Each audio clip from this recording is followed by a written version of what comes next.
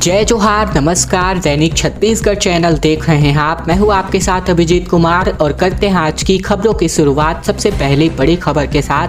इससे पहले छत्तीसगढ़ से अगर आप और देखना चाहते हैं रोजाना छत्तीसगढ़ के समाचार तो नीचे लाल कलर का सब्सक्राइब बटन दिया है, जिसे दबाकर चैनल को आपको सब्सक्राइब करना है।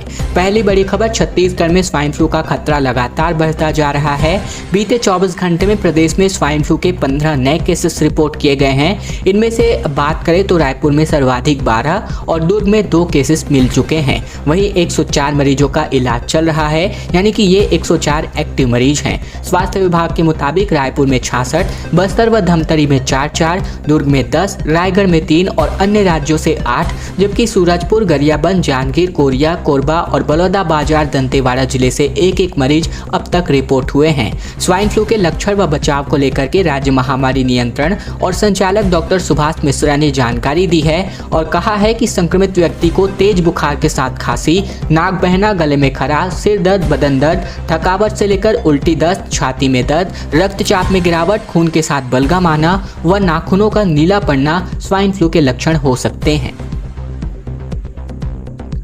छत्तीसगढ़ के 40,65,778 किसानों का पंजीयन अब तक प्रधानमंत्री किसान सम्मान निधि योजना में हो चुका है। सरकार ने इसकी जानकारी साझा की है। दरअसल बात करें तो यहाँ पर योजना अंतर्गत किसानों को प्रतिवर्ष 6,000 रुपए 2,000 रुपए की 3 किस्तों में प्रदान किया जाता है। तो वहीं योजना अंतर्गत सभी वर्ग एवं श्रेणी के किसानों को लाभान्वित किया जा रहा है। इसी योजना के अंतर्गत अब तक छत्तीसगढ़ के 40,65,778 किसानों का पंजीयन किया जा चुका है, जिनमें से 2,39,315 वनाधिकार पट्टाधारी किसान सम्मिलित हैं। योजना अंतर्गत अब तक कुल 37,70,006 किसान लाभान्वित हुए हैं। वहीं ई-केवाईसी के लिए छत्तीसगढ़ को 29,05,193 आधार सत्यापित किसानों का लक्ष्य प्राप्त हुआ था, जिसके विरुद्ध 24,18,378 किसानों का ई-केवाईसी किया जा चुका है। और अगर आपका ई-केवाईसी अभी तक नहीं हुआ है तो ऐसे में विभाग मैदानी अमला में सतत प्रयासरत है। इसके लिए ग्राम स्तर पर भी लगातार चौपाल लगाए जा रहे हैं। कॉमन सर्विस सेंटर यानी कि CSC के साथ मिलकर भी कैंप आयोजित किए जा रहे हैं और आवश्यक होने पर किसानों के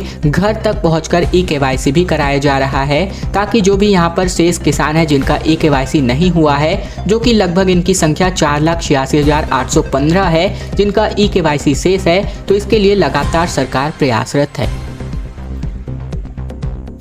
छत्तीसगढ़ में इस सप्ताह के अंत तक 31 जिले हो जाएंगे। 2 से लेकर 3 सितंबर को मुख्यमंत्री करेंगे मोहला, मानपुर, अंबागढ़ चौकी, सारंगढ़, बिलाईगढ़ और खैरागढ़, छुईखदान, गंडई जिले का उद्घाटन। दरअसल छत्तीसगढ़ में इस सप्ताह के अंत तक यानी कि सप्ताहांत तक 31 जिले हो जाएंगे। मुख्यमंत्री भूपेश बघेल 2 और 3 सितंबर को भव्य समारोह में मोहला, मानपुर, अंबागढ़ चौकी, सारंगढ़, बिलाईगढ़ और खैरागढ़, छुईखदान, गंडई जिलों को उद्घाटन करने वाले हैं। प्रशासन ने इन आयोजनों में भीड़ जुटाने, मुख्यमंत्री को धन्यवाद देती तख्तियां लहराने और मुख्यमंत्री के समर्थन में नारेबाजी कराने की जिम्मेदारी छोटे बड़े अफसरों को सौंप दी है। इसके लिए बाकायदा लिखित आदेश जारी करके एक अफसरों की ड्यूटी भी तय कर दी गई है।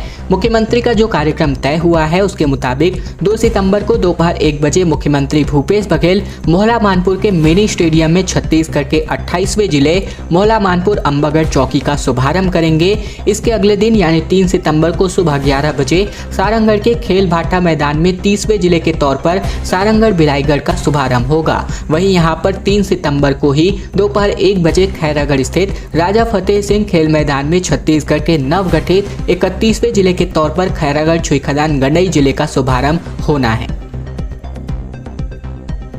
हड़ताल कर रहे कर्मचारियों को सीधी चेतावनी मुख्यमंत्री भूपेश बघेल ने जारी की है और कहा है कि काम पर कर्मचारी लौट आए, वरना 2 तारीख तक अगर नहीं लौटे तो यहां पर कार्यवाही होगी। हिमाचल प्रदेश से लौटकर मुख्यमंत्री भूपेश बघेल हड़ताली कर्मचारियों को इन्होंने सीधी चेतावनी दे दी है। उन्होंने कहा है कि अब वह लोग हठधर्मिता छोड़कर के काम पर वापस लौट आए। 2 तारीख तक लौट आए वो तो कोई बात नहीं, उसके बाद तो सर्विस भी ब्रेक होगी और तनख्वाह काटने की भी कार्यवाही होगी। मुख्यमंत्री भूपेश बघेल ने कहा कि कितने दिन तक हड़ताल करेंगे, अब वापस लौट आना चाहिए। 6% डीए तो पहले ही बढ़ा दिया गया है। अब हठधर्मिता छोड़े और काम पर लौट आए। मुख्यमंत्री ने यहां पर मुलाकात की कर्मचारियों की मांग पर भूपेश बघेल ने कहा कि मुझसे मिलकर गए हैं, उसके बाद ही हड़ताल किए। पहले मिले तो मैंने कहा कि 6% दे देंगे, फिर से काम पर लौट गए। दूसरा ग्रुप भी आया तो मैंने कहा चलो काम पर लौटो। अब अगर हठधर्मिता नहीं छोड़ी गई तो इन पर कार्यवाही होगी। इस बात की जानकारी मुख्यमंत्री भूपेश बघेल ने दी है। कुत्तों ने अपना आतंक मचा रखा है। लोगों को आवारा कुत्ते लगातार अपना शिकार बना रहे हैं। अभी तक 253 मामले रिकॉर्ड किए जा चुके हैं। दरअसल इन दिनों आवारा कुत्तों का आतंक जारी है। आए दिन किसी न किसी व्यक्ति को नगर के आवारा कुत्ते अपना शिकार बना रहे हैं। वही अगस्त महीने में अब तक डॉग बाइट के यानी कि कुत्ते के काटने के लगभग 26 मामले आ चुके हैं। वही जनवरी से अगस्त तक बात करें तो रायपुर के अकेले 253 लोगों को कुत्तों ने अपना शिकार बना दिया है। वही अब 2 दिन पहले ही बात करें तो एक जो लड़की है जो 4th कक्षा की छात्रा है, जो घर के आंगन में खेल रही थी तो उसे कुत्ते ने अपना निशाना बनाया। दीक्षा के मुंह को कुत्ते ने कई जगह से काट कर नोच डाला है और समय रहते यहाँ पर लोगों ने उसका देख लिया, वरना बच्ची को की जान बचानी यहाँ पर मुश्किल हो सकती थी, अन्यथा बड़ी घटना भी यहाँ पर घट सकती थी। और इसी को लेकर के यहाँ पर आंकड़े भी सामने आए हैं, जहाँ पर 253 मामले अब तक रिकॉर्ड किए जा चुके हैं आवारा कुत्तों के काटने की। सख्ती का श्री गणेश यहाँ पर पुलिस करने जा रही है। राजधानी में रात 10 बजे के बाद डीजे और धुमाल बजाया तो यहाँ पर जेल के भीतर पूजा अर्चना होने जा रही है। दरअसल बात करें तो यहाँ पर राजधानी में रात 10 बजे से लेकर के सुबह 8 बजे तक डीजे धुमाल पर प्रतिबंध लगा दिया गया है। दिन में भी इनकी आवाज़ 65 डेसिबल से ज़्यादा नहीं होगी। तेज आवाज़ में बजाने पर प्रशासन यहाँ पर सख्त कार्रवाई करेगी। वही जेल भी भेजा जाएगा और डीजे धुमाल के लिए आयोजक को प्रशासन से अनुमति लेना अनिवार्य है। अनुमति नहीं लेने पर आयोजनकर्ता और ऑपरेटर दोनों पर केस दर्ज किया जाएगा। डीजे और धुमाल जब्त भी किया जाएगा। प्रशासन ने गणेशोत्सव के मद्देनजर निर्देश जारी कर दिया है। इसकी निगरानी पुलिस प्रशासन के साथ साथ पर्यावरण का अमला भी करने जा रहा है। झारखंड के मंत्री रायपुर से रांची पहुंचे और यहां पर कैबिनेट की बैठक आज होनी है। मंत्री आलमगीर का कहना है कि हमारे पास संख्या बल है, केवल एहतियातन रायपुर आए हैं। झारखंड के 5 मंत्री रायपुर से रांची पहुंच चुके हैं। बताया जा रहा है कि मुख्यमंत्री हेमंत सोरेन ने बीती शाम को राज्य के कैबिनेट की बैठक बुलाई है। इसमें शामिल होने के लिए मंत्री रांची लौट गए हैं। इसके बाद से ये लोग वापस रायपुर लौट आएंगे। झारखंड के मौजूदा राजनीतिक संकट में विधायकों को कोई हॉर्स ट्रेडिंग से शिकार न बना ले, इसके लिए इसके बचाने के लिए महागठबंधन ने 32 विधायकों को रायपुर भेजा है। रांची के बिरसा मुंडा हवाई अड्डे से एक विशेष विमान से विधायकों के साथ कांग्रेस के प्रदेश प्रभारी अविनाश पांडे और प्रदेश अध्यक्ष राजेश ठाकुर सहित 41 लोग रायपुर लाए गए हैं। राष्ट्रीय अपराध रिकॉर्ड ब्यूरो यानी कि एनसीआरबी की रिपोर्ट में एक खुलासा हुआ है, जिसमें छत्तीसगढ़ में दुर्घटना मृत्यु दर सबसे ज्यादा है। 41% मरने वाले 30 साल से भी कम उम्र के हैं। देश में सबसे ज्यादा आकस्मिक मौतें छत्तीसगढ़ में हो रही हैं। 1 लाख की जनसंख्या पर देश में आकस्मिक मौतों का राष्ट्रीय औसत 29.1 है, जबकि छत्तीसगढ़ में ये आंकड़ा 59.2 पर है।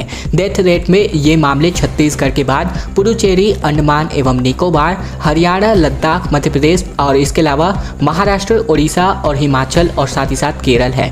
राष्ट्रीय अपराध रिकॉर्ड ब्यूरो यानी कि एनसीआरबी की रिपोर्ट में इसका खुलासा हुआ है। रिपोर्ट के मुताबिक राज्य में एक्सीडेंटल डेथ के मामले में यानी कि जो दुर्घटनाएं हैं इनमें जो मृत्यु होती है, इनके मामले में 41% जो 30 साल से कम उम्र के युवा हैं। ऐसे में लड़कियों से 3 गुना ज़्यादा मौतें लड़कों की हुई हैं। बता दें कि राज्य में पिछले साल 17,525 मौतें हुई थी।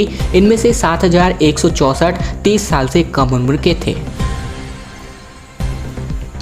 पुलिस विभाग में एक बड़ा फेरबदल हुआ है और एक साथ 135 पुलिस कर्मियों का तबादला किया जा चुका है। एसपी ने इसके आदेश जारी कर दिए हैं। छत्तीसगढ़ के कोरबा जिले के पुलिस विभाग में एक बार फिर से बड़ा फेरबदल हुआ है। यहां बड़ी संख्या में एक ही जगह पर लंबे समय से जमे पुलिस कर्मियों को तबादला कर दिया गया है।